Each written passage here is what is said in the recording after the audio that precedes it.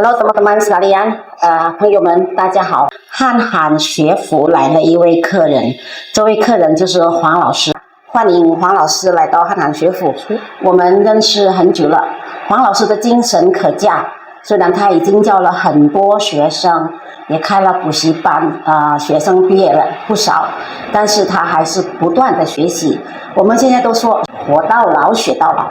是活到老学到老这个时代了。那么黄老师是一个很好学的一位老师啊。那么我们来听听他跟我们怎么分享关于华人文化的一些习俗。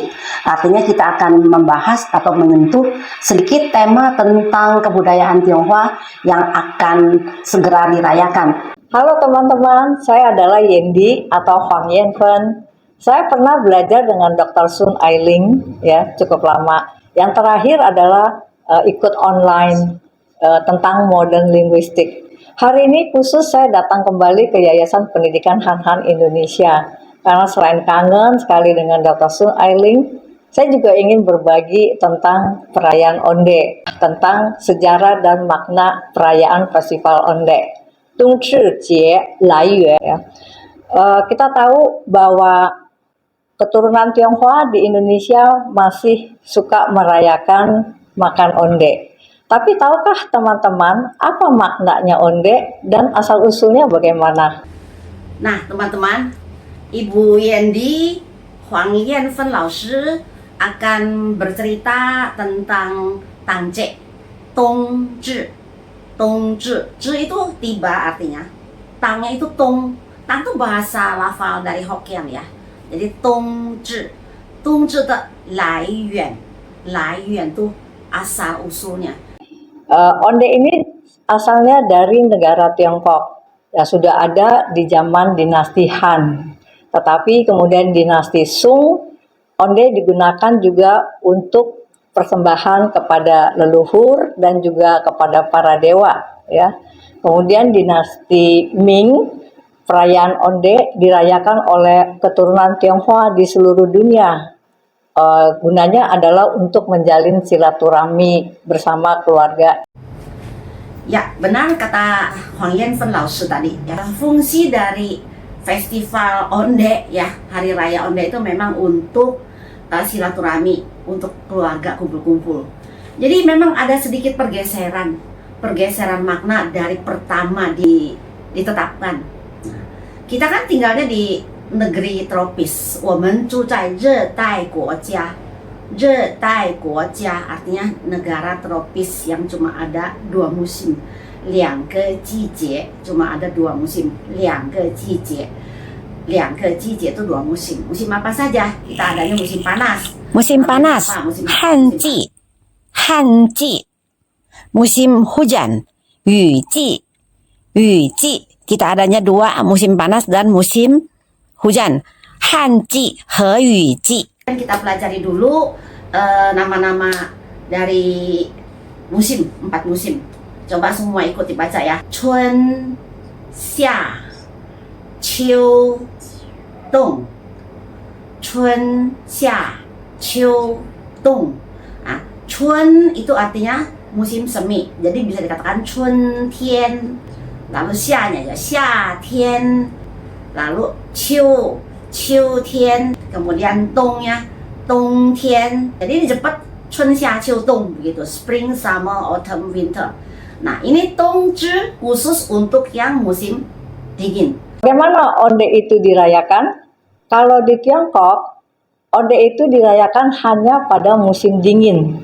Jatuhnya tanggal Desember tanggal 22. Nah, onde kita tahu bentuknya bulat ya, teman-teman. Ada nggak yang bentuknya persegi atau yang lain? Tidak.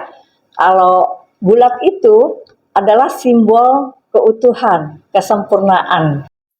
Ya, betul. Yang kita akan angkat selanjutnya adalah tentang bulat ya. Yuan itu bulat. Pasti yang namanya simbol bulat atau bundar itu menurut orang Tionghoa atau di China pasti memiliki makna yang sangat luas sekali. Yuk kita belajar membahas tentang onde ya. Onde kan bulat. Budaya bulat dalam bahasa Mandarin itu namanya Yuan Wenhua. yuan wenhua, budaya terhadap bulat. Coba semua pikir, ada nggak rumah makan Padang yang mejanya bulat? Semua segi empat. Pasti itu juga ada maknanya, ya. Maknanya lain cuma. Nah, ini kita bahas yang bulat. Jadi yuan itu yuan. Sebelum kita masuk ke budayanya, itu budayanya sungguh penuh deh, penuh sekali. Bisa dilihat dari budaya meja makan, ya. Meja makannya orang Tionghoa kan biasanya bulat semua gitu kan. Mangkok ya bulat, piring ya bulat. Lalu kalau dalam tarian tuh bisa kelihatan sekali budaya dari tarian, dari usu, silat, tai chi. Nah, coba siapa yang udah pernah belajar tai chi pasti tahu apa yang mesti bulat tuh, yang berkaitan dengan bulat apa. Nanti kita bahas di belakang ya. Nah, jadi sekarang kita sebelum teruskan ke tariannya, ilmu bela dirinya, lalu budayanya, apa sih di balik itu adanya, sebenarnya masih ada lagi juga musimnya, misalnya musim tanam, cocok tanam itu juga bulat, berkaitan sekali, karena bulan juga kan bulat. Karena makan kue aja kuenya juga bulat, bulatnya banyak. 所以我们说这个元文化在中国文化当中是非常特殊的，它是代表一定的意义。那么代表什么呢？我们不要讲太多、太难、太复杂，先从词语开始。Kita awali dengan kosakata aja, kata-kata yang berkaitan dengan yuan ini apa saja. Ke satu misalnya, yang semua mungkin pada tahu, apa tuh? Ya, yuanman. Yuanman. Yuanman artinya apa? Selesai dengan lengkap, selesai dengan baik, sesuai rencana, sesuai harapan, itu yuanman. Yuannya bulat, mannya penuh. Ya, jadi sesuai harapan, sesuai yang direncanakan, dan sesuai yang diinginkan, itu yuanman. Ya, biasanya untuk apa yuanman? Untuk kegiatan kita bikin acara gitu. Ya, pokoknya upacara lah, upacara semua. Ya, mau itu pernikahan, atau upacara wisuda, atau apa aja boleh, itu yuanman. Nah, ada yang lain, misalnya tuanyuan. Nah, tuanyuan itu berkumpul, keluarga kumpul. Karena kenapa? Dulu mah berkumpul susah. Kalau anaknya kerja di luar negeri, misalnya sekarang kan gampang pulang. Kalau dulu gimana pulangnya? Susah pulangnya itu. Kalau sudah berpisah, kapal terbang nggak ada, mobil belum ada, naik kuda susah, ya kan? Jadi susah pulang. Makanya tuanyuan itu suatu keinginan yang sangat mendesak, pengen sekali ketemu. Kalau sekarang kan gampang, nggak ketemu aja bisa video call, itu udah hilang rasa rindunya. Makanya cinta sejati lagi udah susah, nggak sama seperti zaman dulu Romeo and Juliet cintanya seperti apa. Sekarang nggak usah, kangen ya buka HP aja langsung kelihatan. Ya nggak? Ya kalau nggak setuju silakan komen ya. Oke. Jadi tadi satu lagi tuanyuan, satu lagi sekarang apa? Yuanman, udah ada lagi kalau bentuknya, bentuk bulat itu yuanxing. Yuanxing itu bentuknya bulat ya. Nah, kalau yang empat yang mungkin semua juga pada tahu itu apa? Ya, bulannya bulat, bunganya indah, yaitu saatnya harmonis, paling manis tuh mesra. Apa yuk? Oh, hua hao yue yuan. Hua hao yue yuan. Itu ada lagunya kan ya? Ah, semua tahu ya. Oke, kan belum tahu catat. Ada satu lagi. Yuan hua, pernah tahu nggak? Yuan itu bulat, hua itu licin. Jadi yuan hua apa artinya? Nah, kita bahas di belakang ya. Oke. Yuan hua. Yuan hua juga, huanya kan licin. Udah bulat terus licin. Apa nih? Ya berarti luas dalam ini, luas dalam artian kalau pakai bahasa anak zaman sekarang tuh main cantik. Main cantik ya, iya. boleh main cantik boleh. Gitu. Itu boleh. Jadi dalam menghadapi hal mau baik itu problem atau penanganan atau apapun, Iya betul. caranya dia asik nih. Nah, itu pas, betul. Karena kalau yuan hua itu kalau kita lihat dari morfologi linguistik ya, itu dia bisa negatif, bisa juga positif. Iya. Nah, tergantung ini sama yuan hua. Tapi ini, lebih condong ke negatif. Jadi licik sebenarnya. Cuma liciknya nggak sampai kelihatan jahat, nggak kasar. pinter les. Iya, ngerti. Bisa Misalnya dia lihat udah bakal berantem nih, oh diapain sama dia Han Yuan Hua, jadi nggak jadi. Gitu. Jadi makanya itu positif. Karena kita angkat yuan meng, nah itu yuan kan bulat. Yuan meng, meng itu artinya apa? Itu artinya mimpi. Jadi yuan meng artinya apa? Membulatkan mimpi. Apa sih membulatkan mimpi? Nah, artinya mimpinya menjadi kenyataan, terwujud. Nah, tapi apa bedanya dengan mengxiang chengzhen? Ada satu lagi kata, mengxiang chengzhen. Itu artinya impian menjadi kenyataan. Tapi kalau yuan meng itu adalah kata kerja, kita membuat impian kita terwujud. Misalnya, saya lagi kecil nggak ada kesempatan nih sekolah karena sosial, ekonomi, politik sampai nggak sekolah, kepengen sekolah tapi nggak terwujud kan. Putus sekolah sampai SMP misalnya. Nanti sudah tua, tahu-taunya sudah punya anak, sudah 40 lebih, sudah punya keluarga, ada kesempatan untuk kuliah. Nah, pergilah kuliah. Di situ kita katakan, saya sekolah untuk yuan meng. Yuan meng. Karena kan ada yang sekolah dari SMA lulus langsung ke universitas, kuliah itu beda kan. Mungkin untuk mencari nafkah nantinya, mencari jalan keluar setelah lulus, karena masih muda kan. Nah, kalau ini kan enggak, misalnya sudah tua nih, tapi masih mau sekolah untuk apa? Untuk yuan meng aja. Yuan meng, jadi mewujudkan, melengkapi, menyempurnakan, artinya mewujudkan impiannya. Nah, satu lagi yang patut kita angkat, yaitu satu kata namanya yuan ji. Yuan ji, jimo de ji. Jimo artinya kesepian. Kalau yuan itu bulat. Apa artinya yuan ji? Nah, itu artinya biasanya wafat atau meninggal dari seorang pemuka Buddha biasanya. Misalnya biksu. Nah, itu kalau meninggal dikatakan yuanji. Yuanji ya. Lalu ada satu lagi, mungkin kalau di tarian tuh orang menari ya, di panggung tuh kalau udah selesai biasanya ada istilah tuh namanya yuanchang. Yuanchang. Nah, itu yuanchang, jadi menyelesaikan suatu acara yang di panggung. Nah, ada satu lagi yaitu yuan huang. Huang itu adalah omong kosong, bohong. Jadi yuan huang membulatkan omong kosong. Orang cerita kalau kita berbohong satu, cerita bohong, untuk membuat si bohongnya ini sempurna, dipercaya orang, mungkin kita perlu buat lagi 100 bohongan yang lain untuk menutupi supaya bohong ini tidak bocor. Nah, itu disebutnya yuan huang. Ni suo ike huang yan. Nah, ini anehnya. Huang yan itu omong kosong, omong bohong. Yan ya, bukan yuan. Nah, kalau yuan huang, jadi huang yan, huang itu omongan bohong kita itu harus dilengkapi yuan, dibulatkan. Jadi ni yao yong 100个谎言来圆谎，圆一个谎言。你要圆一个谎言，还需要再讲100个谎言。100个谎言才能够去圆一个谎言。Wah, pusing nggak nih? Jadi ingat aja, yang satu yuan huang, yang satu huang yan, yan. Nah, tapi ada satu lagi loh. Kalau udah bicara tentang ini, jangan sampai salah paham. Ada satu kata hampir sama bacanya, itu yuan fang. Yuan fang. Yuan fang itu artinya menikah. Dulunya menikahnya waktu masih zaman Tiongkok ada istilah Tongyangxi ya. Tongyangxi itu anak perempuan yang anak orang susah dibeli biasanya. Jadi dianggap jadi menantu dari kecil. Nah, sebenarnya lagi kecil nggak jadi menantu langsung, paling jadi pembantu disuruh. Nah, suaminya itu biasanya masih kecil.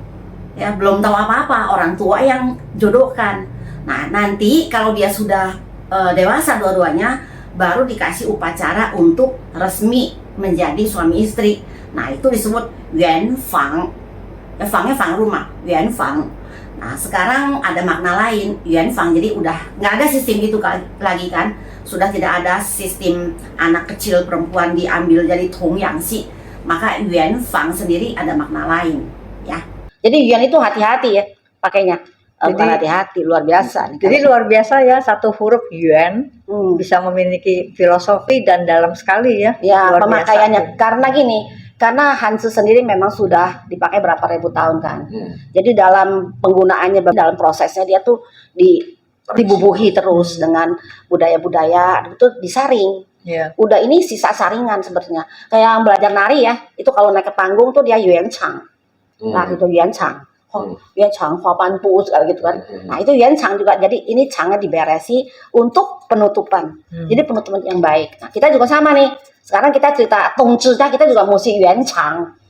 因为冬至也是圆啊，没有圆长没有结束是吧？teruskan tadi kita teruskan ke kata-kata yuan ya. Dan jadi teman-teman yang masih pada belajar bahasa Mandarin bisa mengumpulkan kosakata. Tadi udah apa yuan udah yuan udah tuan yuan.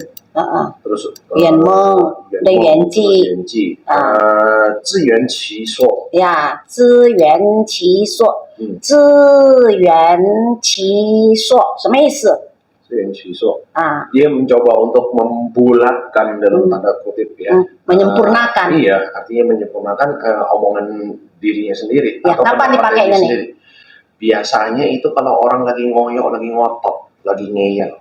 Itu kalau di luar, jangan salah. Kita, siapa yang sedang nulis skripsi, kalau Anda punya pandangan atau punya gagasan atau punya pendapat dalam penelitian harus bisa zi yuan qi suo. Konotasinya sebenarnya penggunaan bisa netral ya. Positif. Ada alasan yang bisa membuat dia diterima. Nah, yuan huang, huang yuan 都要去yuan。那么你说的话不是也一样要yuan吗？ Iya. Iya. Kalau yuan huang itu kan bohong ya. Nah, sudah banyak ya kita bahas tentang yuan. Jadi dari budayanya itu kita bisa lihat budaya bulat itu tercerminkan dari bahasanya, dari kosakata. Memang bahasa itu kan muatan budaya. Yuan 是文化的载体，所以我们看它语言，看它词汇，我们就可以了解它的文化。反过来说，你了解了文化，那你掌握这个语言也会更好。好，那么现在我们又从另外一个角度来谈什么呢？因为我们在讲冬至，kita kan bahasnya tentang tangce. Tangce makan apa? Makan onde. Onde itu apa sih? 汤圆呀，汤圆。现在我们来请黄老师从汤圆这个角度来谈论冬至，我们来听他怎么说。 Onde di Indonesia sudah ada sedikit perbedaan menjadi makanan sehari-hari yang kita bisa beli kapan saja di pasar tradisional maupun di supermarket. Nah, selain bentuknya bulat, dia ada warna-warni, biasanya 5 warna ya. Onde itu dibuat dari tepung dan dimasak dengan kuah yang manis, gula manis. Nah, itu juga memiliki filosofi dan simbol tuh, makna tersendiri. Artinya apa? Nah, jadi teman-teman yang terutama keturunan Tionghoa, kalau ada tradisi budaya seperti ini, menurut kalian apakah kita patut mengajarkan dan merayakannya dalam keluarga sendiri atau tidak? Kalau menurut kami, satu tradisi yang memiliki maksud dan makna yang baik adalah patut dilestarikan. Lanjut kita bahas mengenai tongzhi ya, tangce ya, sama onde itu ya. Kalau menarik tadi panjang kemana-mana. Nah, sebenarnya ada satu pertanyaan nih yang selalu akan, sebenarnya pertanyaan ini terkait dengan semua macam wenhua, semua macam budaya gitu ya. Pasti akan ada pertanyaan seperti ini. Karena apa? Manusia udah menjadi global sekarang. Benar. Ya kan? Buminya sendiri juga. Kita tuh hidup di dalam dunia seperti ini. Gitu, saya pernah dengar itu. Di mana orang Indonesia bahasa Arabnya bisa lebih fasih daripada orang Arab yang benar-benar lahir di Arab. Orang Tionghoa kita di sini ada yang Zhongwennya udah nggak ada bedanya sama orang yang lahir di Tionghoa seperti itu. Tapi kan geografinya berubah. Tradisi yang terikat dengan geographical condition, dia kayaknya lebih rawan untuk ditinggalkan nggak sih? Contoh kayaknya tangce ini.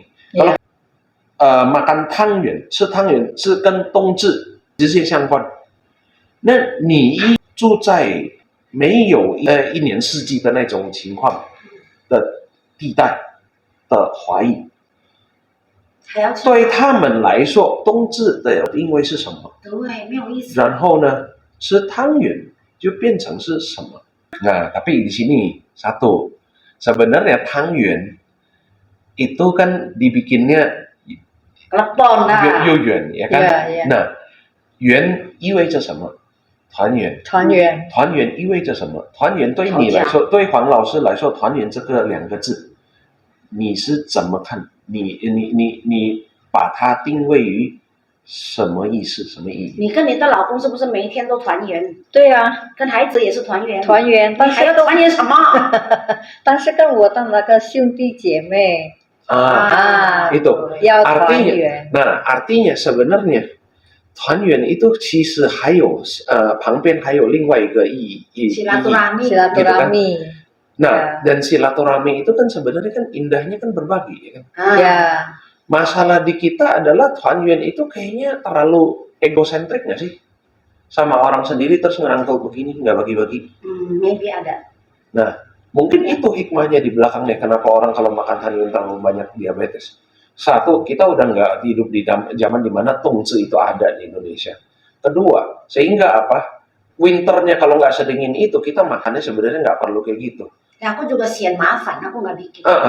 Jadi sebenarnya tangyuan ini kalau mau dipopulerkan kembali, dikulturisasikan kembali, bisa nggak dengan gaya cara baru yang maknanya lebih ke berbagi? bisa. Aku lebih kesel sebetulnya. Kalau lagi kena tungci kayak kena apa itu HP penuh gitu semua datang gua buang-buang ini. Forward doang. Tapi itu sih untuk orang Indonesia ya, karena orang kita bisa kayak begitu karena orang-orang ini nggak ngasih angpau digital, ya kan? Kalau orang Congko yang kayak yang message-nya kayak begitu dibuang itu siapa nih? 少给我发这种垃圾 ，OK， 明天你的红包我不发微信红包。 Itu berarti di Jongko itu ada 使用价值. Iya. Di kita enggak. Biasanya Tapi terlepas dari itu sih kalau cara saya pandang ya, iya. Tetap budaya Tionghoa ini adalah bagus untuk diketahui oleh orang-orang yang terutama keturunan Chinese ya. Selain itu, kan setahun ini ada beberapa festival dari Imlek, kemudian Cengbeng, ya, kemudian ada Bacang, Mooncake, kemudian ini kalau di Desember ya pasti makan onde. Ya makan dulu kerjanya dari awal. Jadi kalau zamannya waktu saya masih kecil itu ya, mama kan pasti beli tepung, ada warna-warni yang 5 warna. Nah itu adalah kebahagiaan untuk berkumpul bersama-sama, ngadon ondenya itu Iya loh. sih, betul. Jadi Kalau sekarang nggak merasakan itu. Menurutku ya, nah hal-hal seperti ini bisa dijadikan kegiatan ekstrakurikuler untuk kursus murid-murid saya. Itu betul, Oke. bagus sekali. Karena mereka tidak mengenal itu di dalam rumahnya mereka. So, Nah. Huang Lao Shi, kalau begini artinya Huang Lao Shi di konteks zaman sekarang ini, di kehidupan saat ini nih, lebih sering bikin onde-ondenya di rumah apa di kelas? Di kelas. Di kelas ya? Iya. Nah, Itu betul. Untuk bahan pengajaran dan Oke. juga untuk Betul. fun learning. iya, cuman ini sebenarnya indahnya kan. Jadi artinya apa? Seni. Dia mungkin bisa di rebranding Ya. untuk sarananya itu tujuannya itu lebih ke berbagi. Ya, berbagi. Dan I feel that's the right move karena apalagi yang kalau kita punya sisunya kayak begini, makan kue bulan, kue apa segala macam, semuanya yang serba manis, serba apa yang bahkan orang yang mempertahankan budaya ini, let's be frank, kebanyakan dari mereka adalah orang yang sudah tidak layak mengkonsumsi makanan-makanan seperti ini. Tapi sebenarnya berarti artinya apa? Alangkah baiknya budaya ini ketika dipertahankan itu kita fokusnya ke keluar ke berbagi. Ya, betul. Dijadikan itu sebagai as you said, it's an opportunity for us to get together and do something together, have fun. And anak sekarang udah nggak ada lagi tuh ngerasain muka ditepuk sama tepung terus habis itu gosok-gosok gitu kan. Kalau sekarang kan kita ngeliatnya kan bocah-bocah ya emang dibedakin sama emaknya aja gitu, yang bedaknya nggak rata gitu kan. Zaman itu memang iya seperti itu. Iya, ini termasuk tangan ini juga tangan yang sangat jarang pegang tepung. Jangan kan pegang tepung kayak begitu. Kita beli pasta aja udah instan. Iya. Ya kan? Dan berbaginya ini saya juga karena sering jadi memberikan sharing kepada beberapa orang tua. Oke. Jadi setiap festival saya selalu ngadain kegiatan seperti ini di tempat kursus saya. Jadi murid-murid saya itu merasa sangat excited dan mereka merasa fun. Oke. Terlebih lagi kalau juga ada prakteknya dan mereka itu waktu memakan onde itu mereka seneng banget. Kan mereka kan umuran SMU, S1. Nanti kita masukin di description di dalam video ini ya, Huang Lao Shi tuh ngajarnya di mana ya. Nanti kita tambahkan itunya. Silakan dikepoin juga. Jadi boleh Jadi mereka merasa senang sekali karena mereka juga mungkin di rumah tidak makan onde. Wah, obrolannya jadi seru nih. Saya jadi belajar banyak mengenai kata berkat dari tungci tadi Tang Yuan. Jadi saya belajar banyak sekali dari Dr. Sun Ailing dan juga berbaginya dari Hans ya. Seru banget.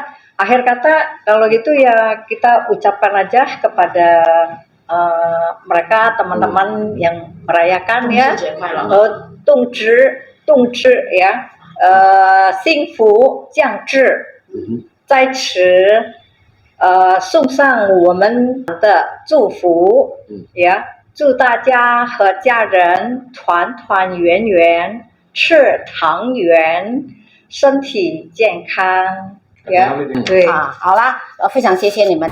吃汤圆，甜又甜，团团圆圆，甜甜蜜蜜，健健康康一整年。